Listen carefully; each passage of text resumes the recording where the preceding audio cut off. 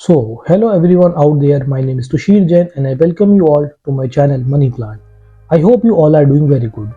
तो गाइस आज की वीडियो में बात करने वाले हैं परपेचुअल बॉन्ड जो होता है उसका क्या मतलब होता है एंड परपेचुअल बॉन्ड कहाँ से ओरिजिनेट हुआ, क्या कुछ इसके अंदर कंपोनेंट्स होते हैं। हाँ ठीक है, इस वीडियो में हम पूरी तरीके से परपेचुअल बॉन्ड के बारे में ही बात करने वाले हैं। तो चलिए वीडियो को स्टार्ट करते हैं।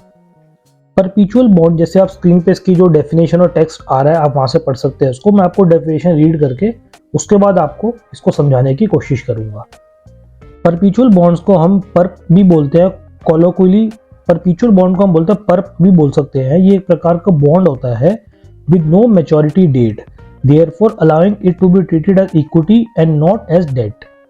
परपेचुअल बॉन्ड्स को रेस करने का मकसद ये होता है कंपनीज का कि इसमें आपको ना इसको मतलब बॉन्ड को रिडीम करना नहीं पड़ता, कोई मैच्योरिटी डेट नहीं हो सकती। तो फ्रीली कंपनीज जो है या जो भी इंस्टीट्यूशन इसको रेस करना चाहते हैं वो इसको एज अ इक्विटी ट्रीट कर सकते हैं, ना कि एज अ डेट, क्योंकि डेट को आपको कुछ टाइम के बाद रीपे करना होता है, जबकि इक्विटी पे ऊपर आप पर ऐसे कोई भी ऑब्लिगेशन नहीं होती है।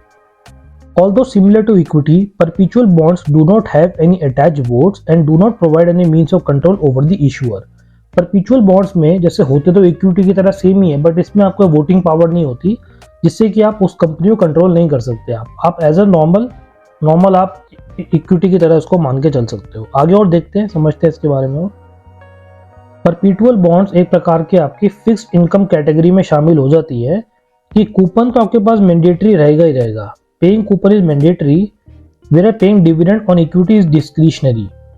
ठीक है, परपेचुअल बॉन्ड्स में एक सबसे बड़ा फीचर ये है कि इसमें आपको ना जो भी इशूअर है जिसने आपसे पैसा लिया है इसके लिए परपेचुअल बॉन्ड्स के लिए, वो आपको रेगुलरली इस पे जो कूपन्स हैं वो तो पे करेगा आपके इंटरेस्ट के। बट जैसे कि मैंने बताया कि इसको लोग इक्विटी की तरह भी ट्रीट करते हैं, तो इक्विटी वाली जो ऑब्लिगेशन होती है डिविडेंड की वो आपकी इस केस में अराइज नहीं होती है। आप थोड़ा मोटा जो उसका इंटरेस्ट है 7-8%, 10% है, बहुत ज़्यादा बोल दिया तो मैंने, जो भी कम होता है वो चुपचाप आप दीजिए एंड इसको एज अ इक्विटी की तरह कैपिटल को अपने इस्तेमाल कर सकते हैं।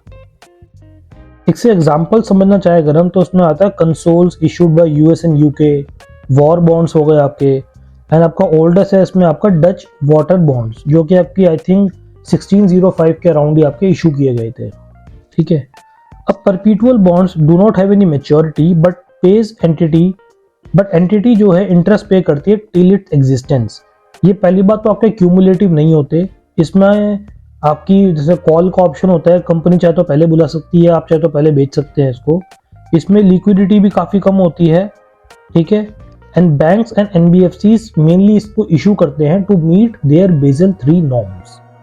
एक बार फिर पढ़ने की कोशिश करते हैं। परपेचुअल बॉन्ड्स की कोई भी मैच्योरिटी डेट नहीं होती, first point. Second point, company इसमें आपको जब तक बॉन्ड एग्जिस्ट करेगा तब तक आपको उस पर कूपन रेट या इंटरेस्ट आपको पे करती रहेगी। तीसरा, ये नॉन क्यूमुलेटिव होते हैं।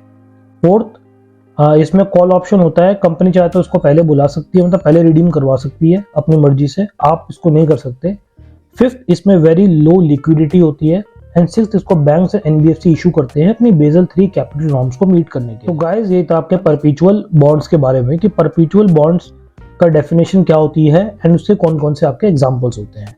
तो गाइस अगर आपको कोई भी डाउट है इस वीडियो से रिलेटेड, जरूर मुझसे आप उस चीज़ के बारे में कमेंट सेक्शन में पूछ सकते हैं। इसी प्रकार की